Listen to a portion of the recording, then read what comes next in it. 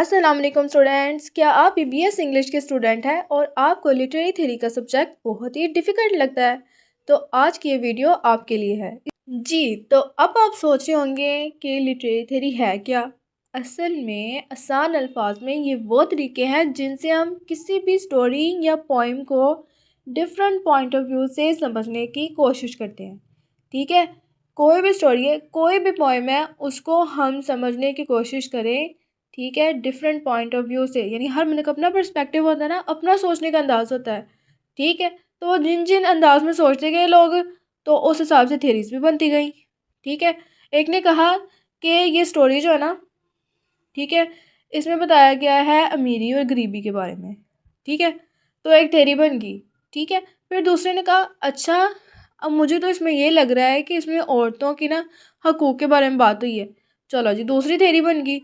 फिर तीसरे ने क्या कहा, उसने कहा कि मुझे लग रहा है कि इसमें ना लव के बारे में बात हुई है। ठीक है, चलो जी, तीसरी थेरी बन गई। इसका मतलब क्या हुआ कि एक टेक्स्ट को लेकर ना, एक स्टोरी या फिर पोइम को लेकर डिफरेंट लोगों ने अपने पॉइंट ऑफ व्यूज़ दिए। ठीक है, उन पॉइंट ऑफ व्यूज़ को इकट्ठा करके लिटरेरी थ्योरी बना दी गई। ठीक है, फिर वो थ्योरीज आ गई।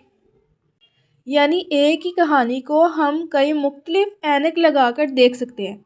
ठीक है, और हर ऐनक से कहानी का मतलब थोड़ा मुख्तलिफ निकलता है।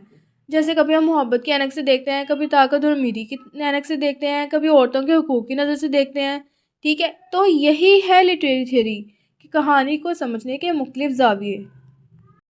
अब आप यहाँ पे देख रहे होंगे तीन नाम, लिबरल ह्यूमनिज्म, मार्क्सिज्म और फेमिनिज्म। ठीक है, अब लिटरेरी थ्योरी की टाइप्स तो बहुत सारी हैं, लेकिन यहाँ पे मैंने सिर्फ अभी तीन लिखी हैं आपको एग्जांपल देने के लिए कि लिटरेरी थ्योरी किस तरह की होती है। अब आप देख रहे हैं लिबरल ह्यूमनिज्म। लिबरल का मतलब होता है आज़ाद ख्याल और ह्यूमन का मतलब होता है इंसान। अब आईएसएम और आईएसएम इन तीनों के आगे लगा दिया उन्होंने।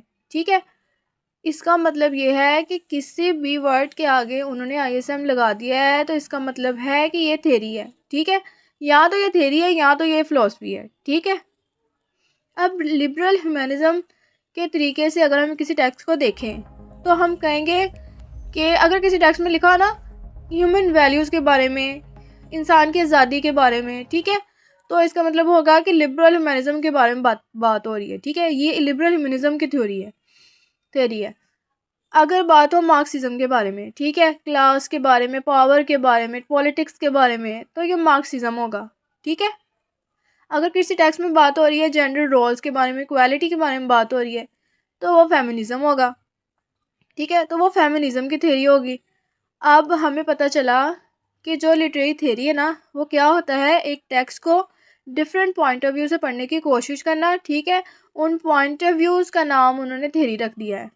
ठीक है, डिफरेंट पॉइंट ऑफ व्यू जो होंगे उनके डिफरेंट, जैसे डिफरेंट पॉइंट ऑफ व्यूज़ का एक नाम होता है ना, कि मेरा पॉइंट ऑफ व्यू जो होगा मैं उसका एक नाम रखूँगी कि मेरा पॉइंट ऑफ व्यू ये है कि जेंडर रोल्स पर बात करनी चाहिए। ठीक है, तो ये एक थ्योरी है फेमिनिज्म।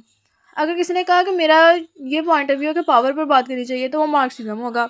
एनीवे, इन सब थ्योरीज पर मैं सेपरेट लेक्चर ज़रूर बनाऊंगी। ठीक है, आप उन लेक्चर्स को ज़रूर देखिएगा। अभी के लिए सिर्फ इतना ही कि लिटरेरी थ्योरी का मतलब होता है किसी भी टेक्स्ट की स्टडी करना। ठीक है, डिफरेंट पॉइंट ऑफ व्यू से। आगे यहाँ पर मैंने कुछ नोट्स, ठीक है, आपसे शेयर कर दिए हैं। आप इसको लेकर अपने एग्ज़ाम की तैयारी करें। ठीक है, इसकी डेफिनेशन याद करें और इससे रिलेटेड की पॉइंट्स भी याद कर लें।